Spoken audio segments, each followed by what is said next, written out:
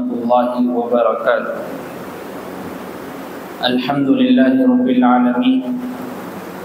والصلاة والسلام علی سید الانبیاء والمرسلین وعلی آلہ واصحابہ اجمعین، اما بعد، قال اللہ تبارک وتعالی فی کلامہ المجید والفرقان الحمید، اعوذ باللہ من الشیطان الرجیم، بسم اللہ الرحمن الرحیم، یا ایہا الذین آمنوا قوا انفسکم واہلیکم نارا، وقال النبی صلی اللہ علیہ وسلم، طلب العلم فریضۃ علی کل مسلم، او کما قال علیہ الصلاۃ والسلام۔ معزز سامعین کرام، محترم بزرگوں اور دوستوں،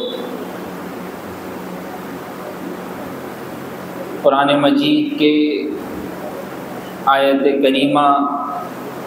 اور حدیث مبارکہ کی تشریح میں چند باتیں آپ کے سامنے عرض کرنی ہیں۔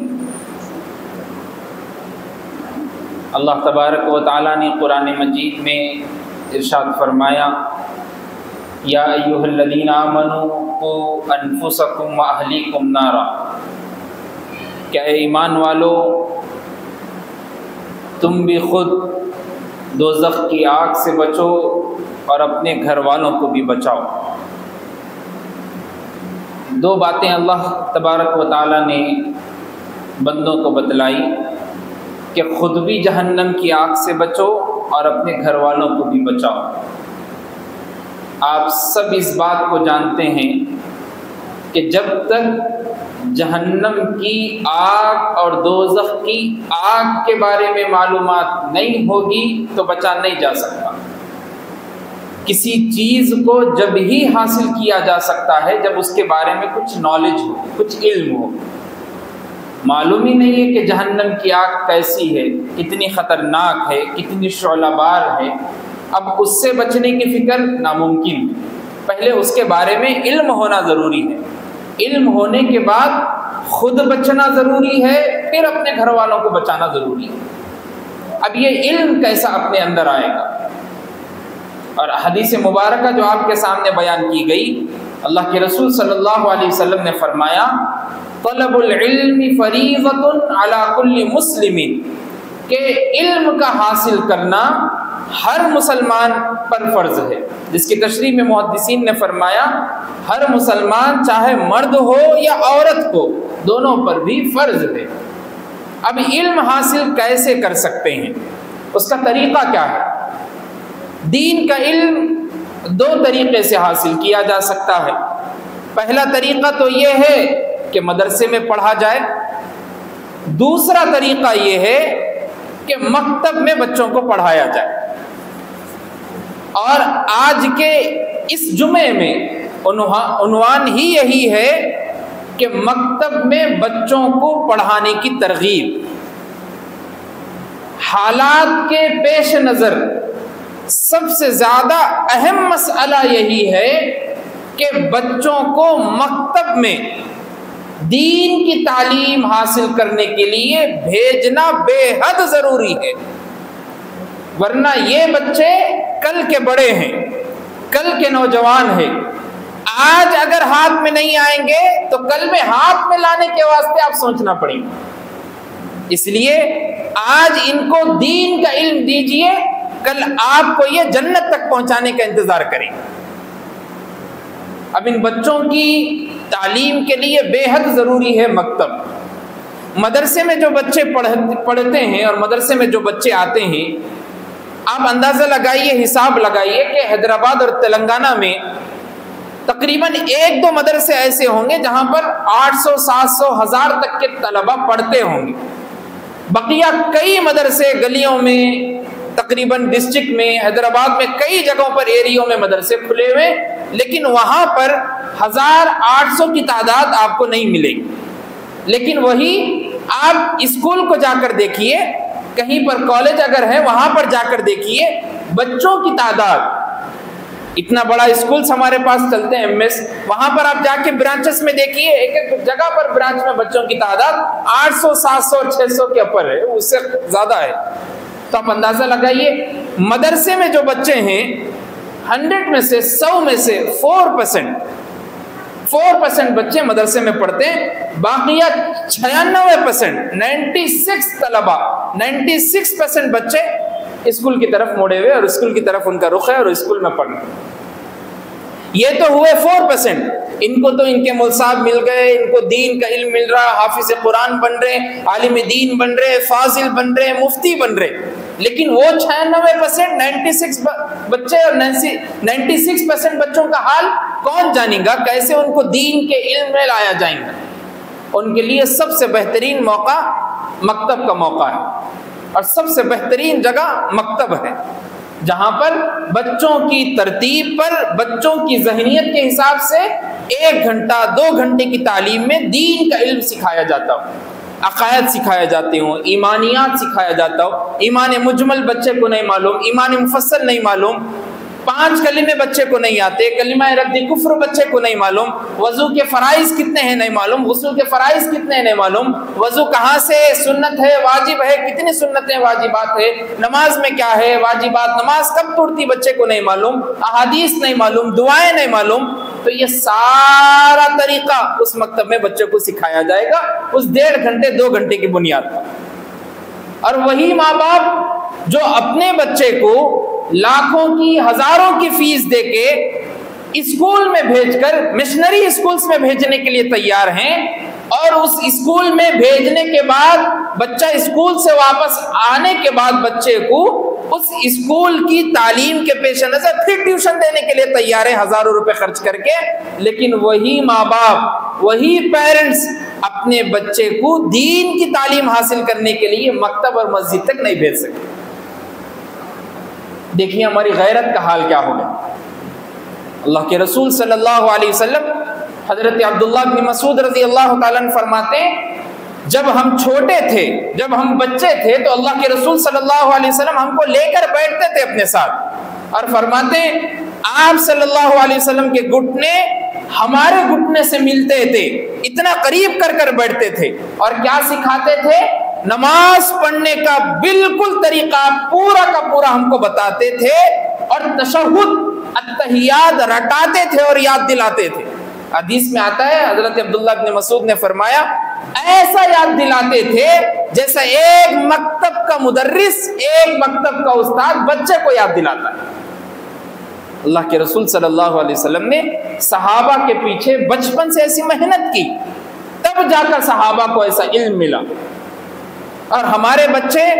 مکتب تک بھیجنے کے لیے ہم تیار نہیں ہیں، اور ہماری خواہش یہ ہے کہ ہمارا بچہ ہم کو جنت تک لے جائے، ہمارا بچہ ہماری نماز جنازہ پڑھائے، ہمارا بچہ ہم کو تدفین کرنے کے لیے قبر میں اترے، اور ہمارا بچہ ہم کو غسل دینے کے لیے آگے بڑھے۔ ہماری خواہش تو یہ۔ اس لیے معزز دوستو، صحابہ اکرام رضوان اللہ علیہم اجمعین کی زندگی، اولیاء اکرام کی زندگی، ایک ولی کے بارے میں آتا ہے کہ ایک مسجد سے جب مسجد سے باہر نکلے گھر کے لیے تو ان کے ساتھ ایک بچہ تھا۔ اپنے بیٹے سے کہا کہ بیٹا کیا تم نے نماز کے بعد دعا مانگی؟ بیٹے نے کہا ہاں ابو میں نے دعا مانگی ہے۔ باپ نے پھر سوال کیا اچھا دعا میں کیا تم نے فتنوں سے حفاظت کے بارے میں دعا مانگی؟ بچے نے کہا نہیں آج تو دعا نہیں مانگی۔ باپ نے مسجد کی طرف پھر بچے کو لے کر آئے اور مسجد میں بٹھایا، اپنے دونوں ہاتھوں کو اٹھایا اور کہا کہ دیکھو اب تم پھر سے دعا مانگنا اور کہنا کہ اللہ زمانے کے فتنوں سے میری حفاظت فرما۔ پہلے کے ماں باپ ایسے تھے، بچوں کی تربیت ایسی ہوتی تھی، اور آج تو اتنے فتنے ہو گئے، ایسے فتنے ہو گئے، شکیل بن حنیف کا فتنہ، قادیانی کا فتنہ،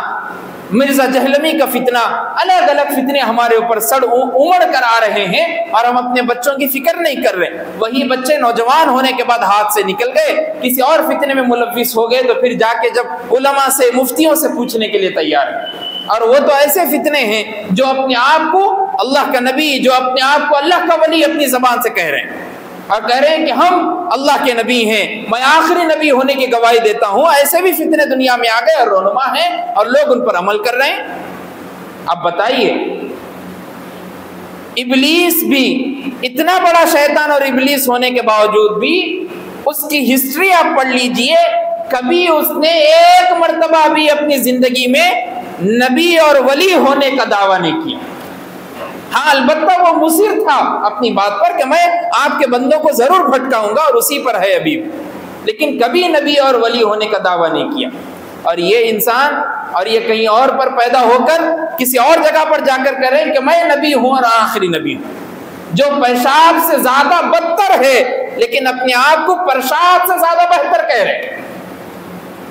اب بتائیے، اور ایسے فتنوں کی طرف ہمارے بچے بڑھتے ہوئے نظر آ رہے ہیں۔ اس لیے ہم کو چاہیے کہ ان بچوں کی بچپن سے فکر کریں۔ ایک بزرگ کے بارے میں آتا ہے کہ وہ کہتے ہیں، حضرت عبداللہ بن عیسیٰ فرماتے ہیں کہ بچوں کا بچپن میں مکتب میں پڑھنا ایسا ہے کہ ان کے پڑھنے کی وجہ سے آنے والے جتنی برائیاں اور فتنے ہیں، جو شر ہے، وہ اس مکتب میں پڑھنے والے بچے کی وجہ سے اللہ اس کو ختم کر دیتا۔ بتائیے، ہمارے گلی میں، ہمارے ایریے میں، ہمارے محلے میں جتنے شرور، جتنے فتنے آنے والے ہیں، وہ سب ختم ہو جائیں گے ان مکتب کے پڑھنے والے بچوں کی وجہ سے۔ امام رازی رحمۃ اللہ علیہ تفسیر کبیر میں فرماتے ہیں کہ جو بندہ رات دن گناہوں میں ملوث ہے، رات کی تنہائیاں اس کی پاک نہیں، دن کا وقت اس کے لیے پاک نہیں، رات کی تنہائیاں تو ایسی گندی تنہائیاں ہیں کہ اگر وہ نامہ اعمال اپنے ماں باپ اور اپنے خاندان والوں کے سامنے کھل جائے تو ان کو بھی شرم آ جائے، ایسے گندے اعمال ہیں۔ لیکن اللہ اس کو بھی جب صبح سویرے اٹھتا ہے تو اس تک بھی گرم کھانا پہنچاتے، روزی پہنچاتے، اتنے بڑے اللہ کریم ہیں۔ امام رازی رحمۃ اللہ علیہ فرماتے ہیں اس کی سب سے بڑی اہم وجہ یہی ہے کہ یہ مکتب میں پڑھنے والے بچوں کی وجہ سے اللہ ان گنہگاروں کی راتوں کی گناہ کرنے کے باوجود بھی اللہ ان کے گناہوں کو معاف فرما دیتے ہیں ان بچوں کے مکتب میں پڑھنے کی وجہ سے۔ آپ امیجن کیجئے، سوچئے، ہمارے گناہ تو ایسے ہیں کہ اگر ہمارے گناہ دکھ جائیں تو اللہ ہمیں کھانا بھی نہ دے، روزی بھی نہ دے، زندگی بھی نہ دے، کپڑے بھی نہ دے پہننے کے لیے، ہماری زندگی کو لمبی بھی نہ کرے، دراز بھی نہ کرے، لیکن اس کے باوجود بھی اس ایریے، اس گلی اور اس مسجد میں مکتب میں پڑھنے والے بچوں کی وجہ سے اللہ ہم کو اور ہمارے گناہوں کو معاف کر رہے ہیں۔ پہلے زمانے میں جب کسی ولی کے پاس، کسی امام کے پاس بچہ پڑھنے کے لیے جاتا تھا تو اس سے سوال کیا جاتا تھا پہلے، اور پوچھا جاتا تھا کہ تم قرآن مجید کی تعلیم پڑھ کر آئے ہیں؟ امام ابو حنیفہ رحمۃ اللہ علیہ فقہ کے اتنے بڑے امام ہیں، ان کے پاس امام محمد رحمۃ اللہ علیہ کو لایا گیا پڑھنے کے لیے۔ جب مدرسہ پہنچے اور پڑھنے کے لیے آئے تھے فقہ اور حدیث، امام ابو حنیفہ رحمۃ اللہ علیہ نے سب سے پہلے امام محمد سے سوال کیا اور کہا کہ تم قرآن مجید کی تعلیم حاصل کر کر آئے ہو؟ امام محمد نے کہا نہیں، میں تو فقہ اور حدیث سیکھنے کے لیے آیا ہوں۔ امام ابو حنیفہ نے مدرسے سے داخلہ خارج کرایا اور کہا کہ تم مدرسے میں نہیں پڑھ سکتے، فقہ اور حدیث بعد میں سیکھو، پہلے قرآن مجید پڑھ کر آؤ۔ امام محمد گئے،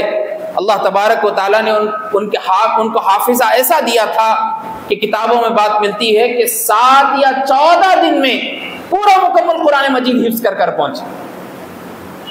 اور امام محمد کے پاس پہنچے، امام ابو حنیفہ کے پاس پہنچے، اور امام ابو حنیفہ رحمۃ اللہ علیہ نے امتحان لیا، پہلے سوالات کیا پورے قرآن مجید سے، اس کے بعد جب کامیاب ہوئے تو پھر حدیث اور فقہ کا علم دینے کے لیے بٹھایا۔ ہمارے بزرگان دین نے تو ایسا سبق دیا، اور ہم جب کسی مہمان کے پاس جاتے ہیں، جب کسی گھر میں جاتے ہیں یا وہ مہمان ہمارے گھر میں آتے ہیں تو بچے سے سب سے پہلا سوال ہمارا یہی ہوتا ہے، بتاؤ کون سے اسکول میں پڑھ رہے، بتاؤ کون سے اسکول میں ہے، your school name, which class, کہاں ہے آپ کا ایریا، کون سے برانچ میں پڑھ رہے، اچھا کتنی فی ہے ادھر کی، کتنی فیس پے کر رہے آپ کو انگلش میں بات آتی ذرا کر کے بتاؤ۔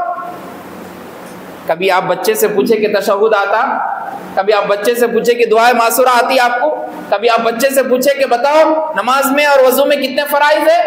کبھی آپ بچے سے پوچھے ذرا 2-3 حدیثاں سن کے بتاؤ اور ترجمے کے ساتھ بتاؤ، کبھی آپ بچے سے پوچھے سوم کلمہ کا ترجمہ سنا، نہیں۔ ہم تو پورے ہمارے بزرگان دین اور اولیاء اور صحابہ نے جس راستے پہ ہم کو لگایا تھا وہ بھول کر بیٹھ گئے، اور اسی وجہ سے ہمارا بچہ بڑا ہونے کے بعد ہمارے ہاتھ کو نہیں آ رہا۔ ایک کتاب میں امام قیم رحمۃ اللہ علیہ نے بیان کیا کہ ایک باپ اپنے بیٹے کو نوجوان ہونے کے بعد بدتمیزی کرنے کے بنا پر مار رہا تھا، تو بیٹے نے باپ سے کہا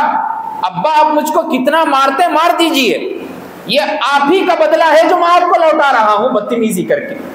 باپ نے کہا وجہ کیا ہے؟ بیٹے نے کہا آپ نے مجھ کو بچپن میں دین کی تعلیم نہیں دی، اسی کی وجہ سے آج میں آپ کے سامنے بدتمیزی کر رہا ہوں۔ مجھ کو معلوم نہیں ماں باپ کی فرما برداری کیسی کرنا ہے، مجھ کو معلوم نہیں نمازوں کی اہمیت کیا ہے، مجھ کو معلوم نہیں کیسا صبر کرنا ہے، مجھ کو معلوم نہیں کہ اساتذہ کی نعمت اور ان کی برکتیں کیسی ہیں، مجھ کو معلوم نہیں کہ مسجد تک کیسے پہنچنا اور نماز پڑھنا ہے، کچھ آپ دین کا علم نہیں دیے، یہ آپ میں بدتمیزی کر کے آپ کو اس کا حل لوٹا رہا ہوں اور آپ رکھ لیجیے اور مجھ کو جتنا مارتے مار لیجیے۔ اس لیے جیسے اولیاء نے، جیسے بزرگان دین نے ہمارے لیے ایک راستہ ہموار کیا، ہم کو طریقہ بتلایا کہ کیسا رہنا ہے اور کیسا دین کا علم حاصل کرنا ہے، اسی طریقے پر، اسی نہج پر اپنی زندگی کو لگانا ہے۔ ولید بن مسلم رحمۃ اللہ علیہ بہت بڑے محدث ہیں، بہت بڑے محدث۔ ان کے بارے میں آتا ہے کہ ایک مرتبہ اپنے استاد کے پاس وہ جب پہنچے، جب ابھی بچپن میں تھے، تو جب پہنچے تو سب سے پہلے ان کے استاد نے سوال کیا کیا تم کو قرآن مجید کا علم آتا ہے؟ تو ولید بن مسلم نے کہا ہاں مجھ کو، میں حافظ قرآن ہوں، مجھ کو قرآن کا علم آتا ہے، میں قرآن پڑھ کر آیا ہوں۔ استاد نے قرآن مجید لی اور متشابہات سے سوال کیا۔ حافظ قرآن بھی اس جگہ پر جا کر اٹک جاتا ہے۔ استاد نے بچے کو سوالات وہاں سے اسٹارٹ کیے اور شروع کیے، اور جیسا جیسا آگے بڑھ رہے تھے آسانی سے جواب دے رہے تھے۔ اس کے بعد پھر ایڈمیشن ہوا حدیث اور فقہ سیکھنے کے لیے۔ آپ سوچئے پہلے کے ماں باپ، پہلے کے بزرگان دین، کیسی مائیں تھیں جنہوں نے اپنے بچے کو دین کا علم حاصل کرنے کے لیے قربان کر دیا۔ بایزید بستامی رحمۃ اللہ علیہ اتنے بڑے اللہ کے ولی ہے، ان کا مقام اولیاء میں ایسا ہی ہے جیسا فرشتوں میں جبرائیل علیہ السلام کا مقام۔ بایزید بستامی کا مقام فرشتوں میں جیسے جبرائیل کا مقام، اولیاء میں بایزید بستامی کا مقام۔ بچپن میں کیا ہوا؟ ماں بیوہ ہے، باپ کا سایہ بایزید بستامی کے سر سے اٹھ گیا۔ بیوگی کی حالت میں ماں اپنے بچے کو لے کر مکتب میں پہنچتی ہے اور استاد سے کہتی ہے یہ میرا بچہ ہے، اس کو آپ ولی، حافظ، عالم بنانے کے بعد ہی میرے پاس بھیجنا، ورنہ نہیں بھیجنا۔ چھوٹے معصوم ہیں ابھی بایزید بستامی، استاد کے پاس جب لے کے جا کے پہنچا دیے، ماں واپس گھر کو آئی۔ اب بیٹے کو یاد ستا رہی ماں کی کہ اب میں ماں سے ملنا چاہ رہا ہوں۔ 1 ہفتہ ہو گیا، 10 دن ہو گئے، اس کے بعد ماں کے گھر پہ پہنچے، دستک دی۔ معلوم ہے ماں کو کہ بایزید بستامی آیا، بیٹا ہے، لخت جگر ہے۔ اندر سے آواز آئی کون؟ بایزید بستامی نے کہا امی میں ہوں بایزید۔ تو کہا نہیں، میں تو اللہ کا ولی بننے کے لیے چھوڑ کر آئی ہوں، اتنے جلدی اللہ کے ولی نہیں بن سکتے، جاؤ، میں ملنا نہیں چاہتا۔ پھر پہنچے، 1 ہفتہ اور تعلیم حاصل کی،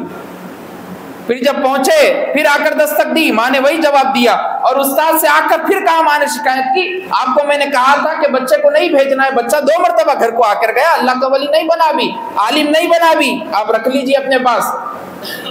استاد نے بہانہ بنا کر بایزید بستامی رحمۃ اللہ علیہ کو 5 دن کا سبق ایک ساتھ دیا اور کہا کہ 5 دن کا سبق ہے، 1 دن میں یاد کر کے سنانا۔ استاد تو بہانہ بنا دیے کہ نہیں چھوڑنا ہے، اب کیا معلوم تھا، حافظہ ایسا تھا کہ 1 دن میں 5 دن کا سبق یاد کر لیے، ماں سے ملنا۔ اب استاد بھی کیا کرتے، ماں تو دروازہ ادھر نہیں کھول رہی، ادھر پر بیٹھے ہیں، 18 سال ماں سے جدا رہ کے، 18 سال مدرسے میں پڑھ کر، مکتب میں بچپن سے لے کر جوانی تک پہنچ گئے اور دین کا علم حاصل کرنے لگے۔ 18 سال کے بعد ان کے استاد کے خواب میں اللہ کے رسول صلی اللہ علیہ وسلم کی زیارت ہوئی، اور اللہ کے رسول صلی اللہ علیہ وسلم نے فرمایا ان کے استاد کو کہ دیکھو اب بایزید اللہ کا ولی بن چکا ہے، اب عالم بن چکا ہے، اس کو سند خلافت دے دو، خلیفہ بنا دو اور چھوڑ دو کہ وہ اللہ کا ولی بن گئے۔ استاد جب صبح اٹھے خلافت دی، اور بایزید بستامی رحمۃ اللہ علیہ جب گھر پر دستک دی ہے، اندر سے آواز آنی تھی، اس سے پہلے دروازہ کھل گیا، اور اپنے لخت جگر کو اپنی آہوں اور باہوں میں لیا اور لپٹ گئے اور رونے لگی، اور ماں کہنے لگی بیٹا 18 سال سے انتظار کر رہی ہوں کہ کب میرا بیٹا مکتب سے نکل کر اللہ کا ولی بن کر آئے۔ یہ مائیں تھی، ان کا درد تھا اپنے بچوں کو لے کر، وہ تڑپ تھی اپنے بچے کو لے کر کہ میرا بچہ جو بچپن میں سیکھے گا جوانی اور بڑھاپے اور مرنے تک کام آئے گا اور ہمارے لیے وسیلہ بنے گا۔ لیکن آج کی مائیں اسکول میں بچے کو بھیج کر آنے کے بعد ٹیوشن لگا کر کبھی کسی ماں کو کسی صحابی کا واقعہ یاد نہیں، غزوات یاد نہیں، کہانی یاد نہیں، تاریخ اسلام یاد نہیں، کچھ یاد نہیں۔ ماں کو یاد ہے تو سیریل یاد ہے، ماں کو یاد ہے تو گانے یاد ہے، ماں کو یاد ہے تو ڈرامے یاد ہے، ماں کو یاد ہے تو کیسا شاپنگ کرنا ہے بچی کو وہ سکھانا ہے، باپ کو یاد ہے تو نیوز سے زیادہ کچھ یاد نہیں، یورپ میں کیا ہوا، امریکہ میں کیا ہوا، برٹش کس سے لڑ رہے، اس سے وہی معلوم ہے۔ ہم تو تاریخ اسلام سے واقفیت نہیں ہے، تو جب ماں باپ کو دونوں کو ہی نہیں معلوم تو اس کے اندر دین کا علم حاصل کرنے کا جذبہ کہاں سے پیدا ہوگا بتائیے۔ اس لیے یہ چھوٹے بچوں کو پڑھانا دین کا اولین فریضہ ہے۔ آپ سب سے پہلے یہ بات یاد رکھ لیں، یہی چھوٹے بچے جب پڑھیں گے یہ پلین سلیٹ کی طرح ہوتے ہیں، صاف پیپر کی طرح۔ وہ صاف پیپر اور پلین سلیٹ پر جب چاک کے ذریعے سے، پین کے ذریعے سے لکھا جاتا ہے تو وہ پیپر اور وہ سلیٹ بھر جاتی ہے۔ ویسے ہی یہ بچے ذہن کے اعتبار سے پلین ہیں، صاف ہے، ان کے ذہن میں بچپن میں 5 کلمے، نمازیں کیسا پڑھنا ہے، وضو کیسا ہوتا، سورتیں یاد دلائیے، نقش کرائیے ان کے ذہن میں، پھر کبھی زندگی میں نہیں بھولیں گے۔ علی میاں ندوی رحمۃ اللہ علیہ فرمایا کرتے تھے میں تم کو ہر چیز دینے کے لیے تیار ہوں، میں ہر چیز دینے کے لیے تیار ہوں، تم اپنے گھر سے اپنے بچے لا کر مجھ کو دے دو بس، اور وہ بچے بھی تمہارے ہیں، میں پڑھا کر بھیج دوں گا، اور کچھ نہیں۔ اس لیے علامہ اقبال رحمۃ اللہ علیہ نے کہا تھا کہ اگر یہ بچے دین کا علم حاصل کرے بغیر کسی اور مشنری اسکول میں چلے گئے تو یاد رکھو تم عذاب میں نہیں ہونے کے باوجود بھی عذاب میں ہو۔ اس لیے کہ مشنری اسکول کا حال میرے سے زیادہ آپ واقفیت رکھتے ہیں۔ اگر کوئی ڈاکو کسی جگہ پر بچے کو چوری کر کے لے جانے کے واسطے آ گیا اور لوگ کوئی دیکھ لیے تو پھر اس ڈاکو کا حال بے حال کر دیں گے، اس کو ماریں گے، پیٹیں گے۔ لیکن وہی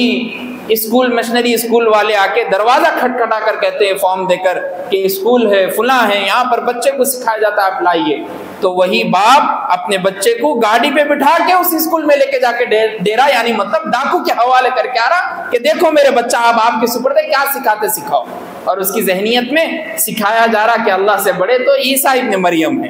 اس کی ذہنیت میں تو یہ بات بٹھائی جا رہی کہ اللہ سے چاکلیٹ مانگو وہ اللہ نہیں دیں گے، ایک مرتبہ عیسیٰ سے گاڈ سے مانگ کے دیکھو، بٹن دبائے جائیں گا، اوپر سے چاکلیٹ گریں گا اور وہ تمہارا۔ بچہ آ کے پریشان ماں باپ کے گھر میں کہ امی تو بولے تھے کہ اللہ ایک ہے، امی غلط بولے، سر صحیح بولے۔ اس لیے معزز دوستو، یہ مکتب میں پڑھنے والے بچے، ان کی اہمیت اس بات سے بھی لگایا جا سکتا ہے کہ سعید بن مسیب رحمۃ اللہ علیہ فرمایا کرتے تھے کہ جب میں بچوں کو مکتب میں پڑھتا ہوا دیکھتا ہوں تو ایسا معلوم ہوتا ہے کہ میری قوم کے رہبر ہیں، یہ آنے والی پیڑھی کے رہبر ہیں۔ جب میں پڑھتا ہوا دیکھتا ہوں تو ایسا معلوم ہوتا ہے۔ حجاج بن یوسف اپنے وقت کا ایسا جلاد تھا، لیکن آپ کو معلوم ہے 3000 مکتب دین کے چلاتا تھا حجاج بن یوسف، 3000 مکتب، خود پورا بندوبست پورا، خالی بچے آنا ہے، پڑھنا ہے اور جانا ہے۔ اتنا بڑا جلاد ہونے کے باوجود بھی اس کے ذہن میں تھا کہ دین کو سکھانا ہے تو بچے کو پڑھانا ہے۔ اور کتنی ہوتی ہے ایک مول صاحب کی فیس؟ اب بتائیے 3000 2000 1.5 گھنٹے کی بنیاد پر، زیادہ سے زیادہ اگر اچھا ہے تو 4000 4500۔ ہر آدمی اپنی اس مسجد میں، اس ایریے کے علاقے کی اپنی اپنی مسجد میں 2 سے 3 شفٹوں میں مکتب چلا سکتا، اس کے پاس اتنی وسعت ہے، اتنا پیسہ ہے اس کے باوجود بھی وہ پیسہ کسی اور کاروبار میں، کسی اور کھانے پینے میں، فلاں چلے گئے 600 300 200 کی چائے پی لے رہے، لیکن وہی پیسہ جمع کر کے ایک مہینے کی فیس ایک مول صاحب کو دینے کے واسطے وہ جیب میں ہاتھ نہیں جاتا، وہ ہاتھ بھی گیا تو بھی اس میں سے 10 روپے 20 روپے نکلتے، وہی باہر گئے چائے پان کے واسطے دوست کھڑے ہو گئے تو 500 وہاں ختم ہو جا رہے لیکن معلوم نہیں ہو رہا۔ ہمارا حال ایسا ہے۔ فرماتے ہیں حضرت سجنون رحمت اللہ علیہ بہت بڑے بزرگ تھے، ایک مرتبہ اللہ سے عشق میں بولنے لگے کہ اللہ میں آپ سے محبت کرتا ہوں، آپ مجھ کو جیسا آزمانا چاہتے ہیں آزما لو، میں آپ سے محبت کروں، جیسا آپ آزمانا چاہتے ہیں آزما لو۔ اللہ نے آزمائش شروع کی، پیشاب بند کر دیا، حضرت سجنون رحمت اللہ علیہ پیشاب بند کر دیا، پیٹ پھولنے لگا، پریشان، طبیعت میں بے چینی، ڈر، خوف، ایسی حالت ہو گئی کہ اب اٹھ کے جایا نہیں جا رہا، درد میں تکلیف میں مکتب کے بچوں کے پاس پہنچے اور سب بچوں کو ایک جگہ کیا اور کہا بھتیجوں اپنے چچا کے لیے دعا کرنا، میں نے اللہ سے محبت میں اور عشق میں اللہ سے کہہ دیا کہ اللہ امتحان لے لو، مجھ کو کیا معلوم تھا میں اللہ کے ایک امتحان میں ناکام ہو جاؤں گا، میں تو اس کے امتحان کا بھی قابل نہیں ہوں، اور میں دعا کروں گا تو قبول نہیں ہوگی جب تک تم نہیں کرتے۔ مکتب کے بچوں کی دعاؤں میں یہ اثر بزرگان دین محسوس کر رہے ہیں۔ جب بچوں نے، مکتب کے بچوں نے دعا ہاتھ اٹھا کر کہی کہ چچا کو اے اللہ معاف کر دیجئے، بس تھوڑی دیر کی وسعت تھی کہ پیشاب نکل گیا اور پھر پیٹ صاف۔ ایک بزرگ کے بارے میں آتا ہے اپنے بیٹوں کو وصیت کر کے مر رہے، کیا وصیت کر کے مر رہے کہ بیٹا جب میں مر جاؤں، جہاں پر وہ مکتب جو بچے وہاں پر پڑھ رہے ہیں، وہ بچے جس پتھر پر اپنی چپل کو چھوڑ کر جا رہے ہیں اس پتھر کو نکال کر میری قبر پر لگا دینا۔ مکتب میں پڑھنے والے بچوں کی اہمیت یہ ہے، اللہ ان کی وجہ سے ہونے والے عذابات کو کم کر دیتے۔ تو سوچئے ہمارے پاس مسجد ہے، مدرسہ ہے، ہم انگلش میں، تیلگو میں، سائنس میں، ٹیکنالوجی میں، کیمسٹری میں، بایو میں، ہر چیز میں اپنے بچے کو فاسٹ اور ہائر اور ہائی پوسٹ پر دیکھنا چاہتے ہیں۔ کبھی آپ اس طرف بھی نظر ڈال کر دیکھیے کہ دین کا علم ہے، یہ قال اللہ قال الرسول سکھائی جانے والی تعلیم ہے۔ اگر اس جگہ پر وہ بچہ پڑھ کر اپنے آپ کو سنوارے گا تو آگے جا کر کسی مرشد، کسی جادوگر کے سامنے کھڑا ہونے والا نہیں بنے گا، تعویذ کنڈوں کے بارے میں پڑھنے والا نہیں بنے گا، بلکہ اللہ اور اس کے رسول کی تعلیم دینے والے بنے گا۔ آپ کا مستقبل آپ کے ہاتھ میں ہے، اس لیے آپ سبھی سے گزارش ہیں، آپ سبھی لوگوں سے ریکویسٹ ہیں کہ اپنے بچوں کی دین کی تعلیم کے لیے مکتب کو قائم کریں۔ اگر مسجد میں 2 مرتبہ 2 شفٹوں میں مکتب چلتا ہے، ذمہ داری لیں کہ بھائی میں فجر میں ایک مکتب چلائیے، میں مول صاحب کو دینے کے لیے تیار ہوں، جو بھی پے کرنا چاہ رہے 3000 2000 میں دینے کے لیے تیار ہوں، بچوں کو پڑھائیے، اچھا پڑھائیے، وہی بچے آپ کی قوم کا رہبر ہیں۔ اللہ سے دعا کیجئے کہ اللہ ہم سب کو کہنے سننے سے زیادہ عمل کی توفیق عطا فرمائے۔ وآخر